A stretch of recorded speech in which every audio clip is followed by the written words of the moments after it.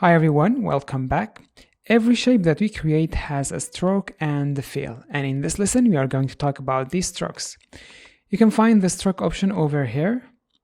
If you click over here and show option, you can see all the options of the stroke. If you don't see it, go to the window and then enable the stroke. Now let's create some of the shapes. I'm going to create a square. I'll press on the shift to make a perfect square. Then I'll make a perfect circle. Of course, I press on the shift to make a perfect circle. And then I will create a line using the line tool. So the first one, we have this square. It consists of the fill, which is the white color, and also the stroke, which is the black color. You can change the color by clicking on this arrow. It will show the swatches for you. You can choose a color that you want. If you press on the shift and click on this arrow, you can see you have these sliders to choose whatever color that you want. For the stroke is the same, and in this lesson we are going to focus on the stroke actually, but let me choose a color for the fill for now. For the stroke, the color are the same. If you click on this arrow, you can see the swatches and you can choose any color that you want. And if you press on the shift and click on it, you will see these sliders to change the color. But don't forget, you always need to select your object before changing any color. So for now, I'm going to choose a color from our stroke. And then we have over here the width of the stroke. Let's increase it like this. 70 is good. Then if you click on this stroke name, you will have all of these settings for the stroke. You have the same settings over here. If you don't see this, click on these three lines and then show the options. You'll have something like this. They're exactly the same settings. Let's do some changes over here. The first thing is the width. We already covered that. Let's make it 40. And then the second thing I'm going to cover is align the stroke. We can make our stroke inside the shape, which is inside the shape right now, and we can make it inside and outside. If I click over here, now our stroke is inside and outside. And we can also make our stroke to be outside of the shape just like this. Let's keep it like this, inside and outside. And then we have the corners.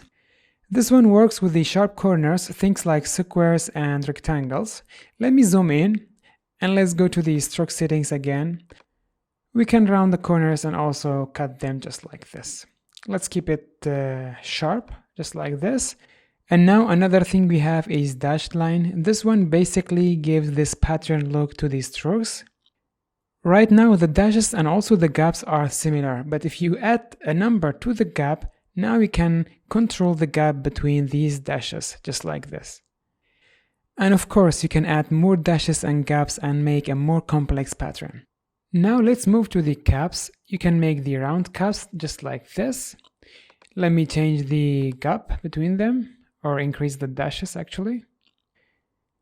Let me add some of the gaps as well.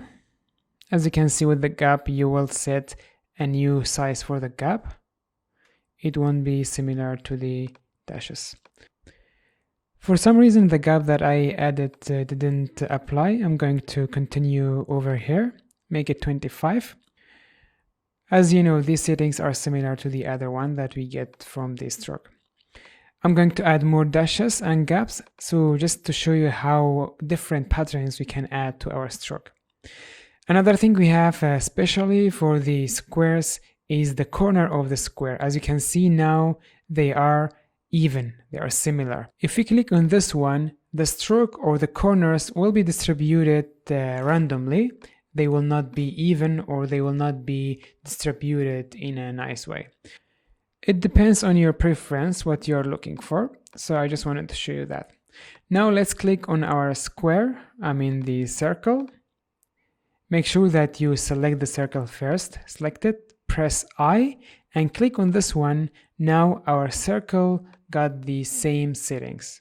And we can do the same for this line. Click on it and press I and get these settings. Now this has the same stroke settings. If we go to the stroke settings over here, or we actually can go it over here, now we have something called arrowheads. This is something that we can add it to the strokes or the lines, you can actually create some arrows with these settings. You can add the end and also the head. Let me change this to something else. Not this one. Let's choose this one. Now we can move this around. It's a line, you can make it longer. And then if you go to the settings, I will disable the dashed line. Just like this, we created our arrow. And then you can go to the settings and change the size for the head and also the end. With this one, you can change the scale for the head and the end of this arrow. And of course, you can change the width of the stroke, and this one will affect the overall size of the arrow. Okay, now let's create another circle, and I want to show you something else. I'll create this circle, and it got the previous settings. We don't want this. I'm going to disable the dashes for now, and I will keep everything the same. Now let's cover the profiles. Now we are using the uniform. We can change it to something like this. As you can see, it starts from 0 all the way to 100.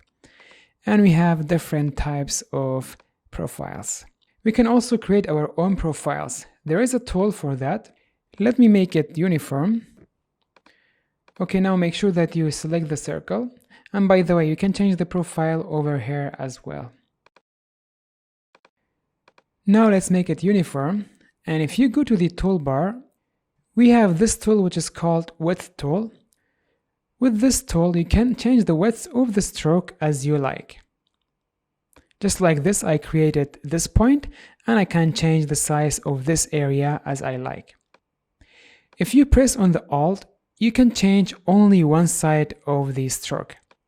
Just like this, we are changing this side, and we can change this side as well. You can also double-click on one point and change the values as you like. You may need to use this option when you want to be very precise.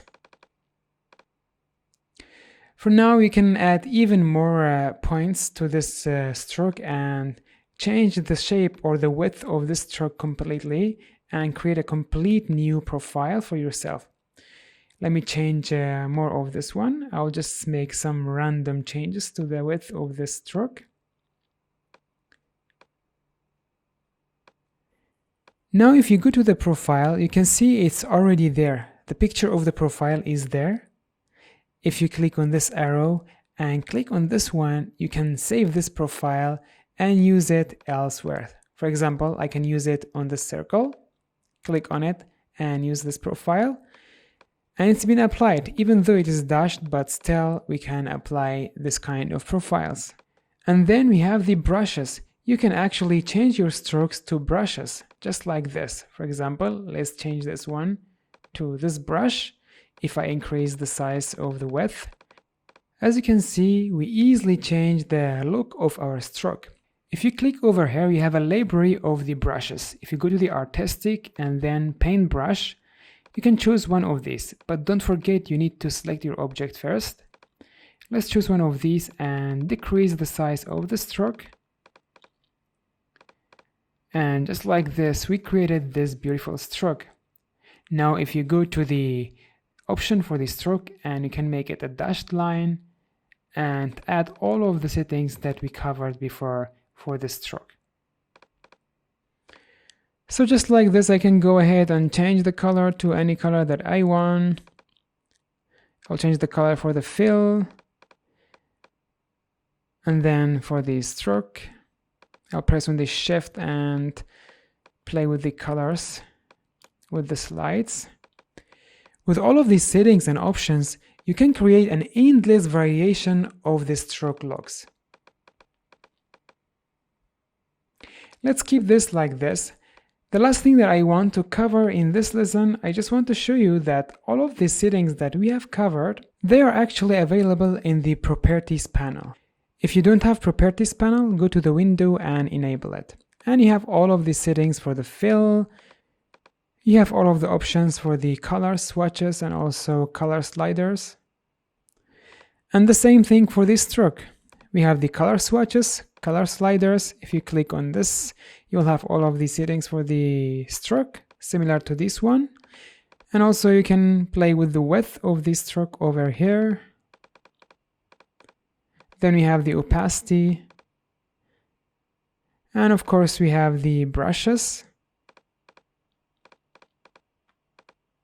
just like this. And we have the alignment options as well, which I covered in the previous section. Okay guys, this will be the end of this lesson. Hope you enjoyed and learned something new. I will see you in the next lesson and we will be covering the swatches.